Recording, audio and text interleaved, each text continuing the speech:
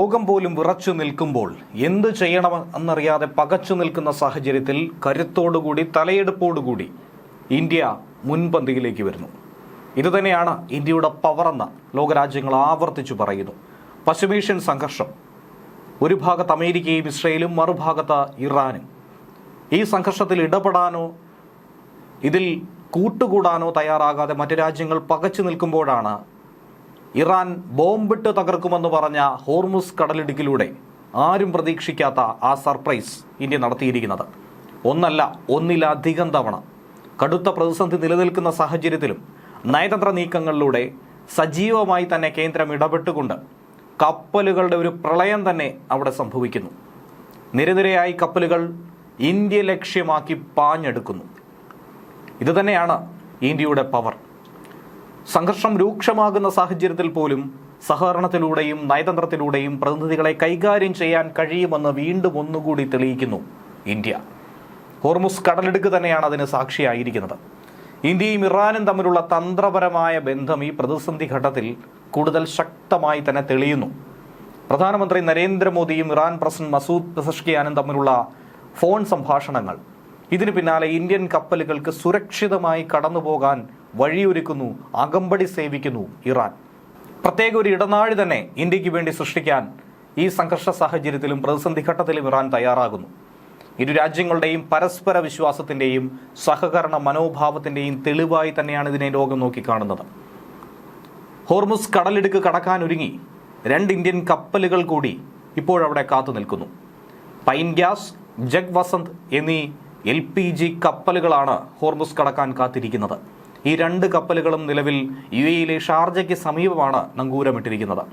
Indian Oil Corporation, Bharat Petroleum എന്നിവ charter ചെയ്തിട്ടുള്ള ഈ കപ്പലുകൾ ശനിയാഴ്ചയോടെ തന്നെ യാത്ര തിരിച്ചേക്കുമെന്നാണ് കപ്പൽ ഗതാഗത വിവരങ്ങളിലൂടെ നമുക്ക് വായിച്ചറിയാൻ കഴിയുന്നത്. അതിനിടെ ഗൾഫ് മേഖലയിലുള്ള ഇന്ത്യയുടെ 22 കപ്പലുകളുടെ സുരക്ഷിതമായ മടക്കയാത്ര ഉറപ്പാക്കുകയാണ് കേന്ദ്ര സർക്കാർ. നയതന്ത്ര നീക്കങ്ങൾ ഊർജിതമാക്കി തന്നെയാണ് ഈ കപ്പലുകളെ തിരിച്ചയക്കുന്നതും. കപ്പലുകളുടെ സുരക്ഷിതമായ യാത്ര ഉറപ്പാക്കാൻ വേണ്ടി പ്രധാനമന്ത്രി നരേന്ദ്രമോദി വിവിധ ലോക നേതാക്കളുമായി ഇതിനോടകം തന്നെ ചർച്ച നടത്തുന്നുണ്ട്. വിദേശകാര്യ മന്ത്രാലയ വക്താവ് രൺധീർ ജയ്സ്വാൾ ആണ് ഇതുമായി ബന്ധപ്പെട്ട സൂചനകൾ ഇപ്പോൾ നൽകുന്നത്. കപ്പലുകളുടെ യാത്ര സംബന്ധിച്ച വിവരങ്ങൾ ഇപ്പോൾ ലഭ്യമായിട്ടില്ല എന്നാണ് ഷിപ്പിംഗ് മന്ത്രാലയത്തിലെ സ്പെഷ്യൽ സെക്രട്ടറി രാജേഷ് കുമാർ സിൻഹ പറയുന്നത്.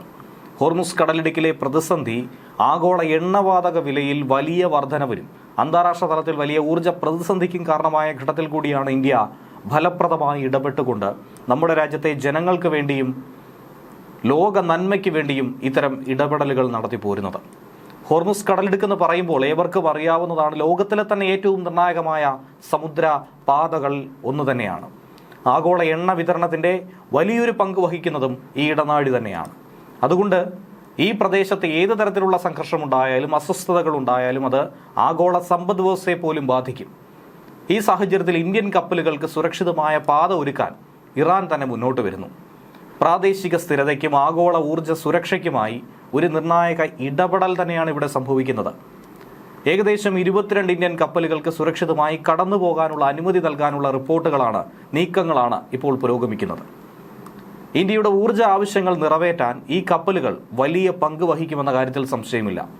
പ്രത്യേകിച്ചും LPG, ക്രൂഡ് ഓയിൽ എന്നിവ കൊണ്ടുപോകുന്ന കപ്പലുകളുടെ ഗതാഗതം തടസ്സപ്പെട്ടാൽ അത് നമ്മുടെ രാജ്യത്തിന്റെ ആഭ്യന്തര വിപണിയിലും സാമ്പത്തിക മേഖലയിലും ഒക്കെ തന്നെ വലിയ ആഘാതങ്ങൾ ഉണ്ടാക്കാൻ സാധ്യതയുണ്ട്. അതുകൊണ്ട് ഇറാൻ സൃഷ്ടിച്ച ഈ സുരക്ഷിത ഇടനാഴിയിലൂടെ ഇന്ത്യ മാത്രമല്ല ആഗോള ഊർജ്ജ വിപണിക്കും ആശ്വാസം നൽകുന്ന ഒരു നീക്കമായി ഇതിനെ നോക്കിക്കാണുന്നു. ഇതിനോടകം തന്നെ ചില കപ്പലുകൾ ഈ ഇടനാഴി വഴി സുരക്ഷിതമായി കടന്നുപോയെന്നാണ് മാരിടൈം ഡേറ്റ റിപ്പോർട്ടുകൾ സൂചിപ്പിക്കുന്നത്. ഈ ഇടനാഴിയുടെ സവിശേഷത ഇറാനിയൻ തീരത്തോട് ചേർന്ന നിയന്ത്രിതമായ ഒരു പാതയിലൂടെ മാത്രം ഈ കപ്പലുകൾ സഞ്ചരിക്കണം. അതിലൂടെ ഇറാന്റെ നാവികസേനയ്ക്കും സുരക്ഷാ ഏജൻസികൾക്കും കപ്പലുകളുടെ നീക്കങ്ങൾ നേരിട്ട് അടുത്ത് നിരീക്ഷിക്കാൻ കഴിയും. എന്നാൽ പുറത്തു നിന്നുള്ള ആക്രമണ സാധ്യതകൾ കുറയ്ക്കാൻ ഇത് വളരെയധികം സഹായം ചെയ്യുമെന്നും ഇക്കൂട്ടത്തിൽ പറയുന്നു. നിലവിലെ സംഘർഷ സാഹചര്യത്തിൽ അമേരിക്ക, ഇസ്രയേൽ എന്നിവയുമായി ബന്ധപ്പെട്ട കപ്പലുകൾക്ക് നിയന്ത്രണം ഏർപ്പെടുത്തിയെങ്കിൽ പോലും ഇന്ത്യ പോലുള്ള സൗഹൃദ രാജ്യങ്ങൾക്ക് സുരക്ഷിതമായ ഗതാഗത സംവിധാനം ഉറപ്പാക്കാൻ ഇറാൻ തയ്യാറായിരിക്കുകയാണ്. ഏറ്റവും ശ്രദ്ധേയമായ വിഷയം, ഇതൊരു സാധാരണ സമുദ്ര ഗതാഗത പ്രശ്ന പരിഹാര മാർഗമായിട്ടല്ല കാണേണ്ടത്, മറിച്ച് ഇരു രാജ്യങ്ങൾ തമ്മിലുള്ള ഉഭയകക്ഷി ബന്ധം, വലിയ നയതന്ത്ര സന്ദേശം, ഇതൊക്കെ തന്നെയാണ് വിളിച്ചോതുന്നത്. സമ്മർദ്ദങ്ങളും സംഘർഷങ്ങളും നിറഞ്ഞ സാഹചര്യത്തിൽ പോലും സംവാദത്തിലൂടെയും സഹകരണത്തിലൂടെയും സൗഹൃദത്തിലൂടെയും പ്രശ്നങ്ങൾ പരിഹരിക്കാൻ കഴിയുമെന്ന് ഇന്ത്യ ലോകത്തിന് മുന്നിൽ സന്ദേശം നൽകുകയാണ്, തെളിയിച്ചിരിക്കുകയാണ്. പരസ്പര ബഹുമാനവും തന്ത്രപരമായ പങ്കാളിത്തവും ഉണ്ടെങ്കിൽ കടുത്ത പ്രതിസന്ധി ഘട്ടത്തിലും സ്ഥിരതയും സുരക്ഷയും ഉറപ്പാക്കാൻ നമുക്ക് കഴിയുമെന്ന മികച്ച ഉദാഹരണം തന്നെയാണ് ഇന്ന് ഇന്ത്യ. അവസാനമായി ഈ നീക്കം ഇന്ത്യ ഇറാൻ ബന്ധത്തിന്റെ ഭാവി ദിശയെക്കുറിച്ചുള്ള വ്യക്തമായ സൂചനയും നൽകുന്നു. ഇനിയിപ്പോൾ എന്തൊക്കെ പ്രതിസന്ധി വന്നാലും ഇറാനൊപ്പം നിലകൊള്ളുന്ന രാജ്യമായി ഇന്ത്യ ഉണ്ടാകും എന്ന വ്യക്തമായ സന്ദേശം.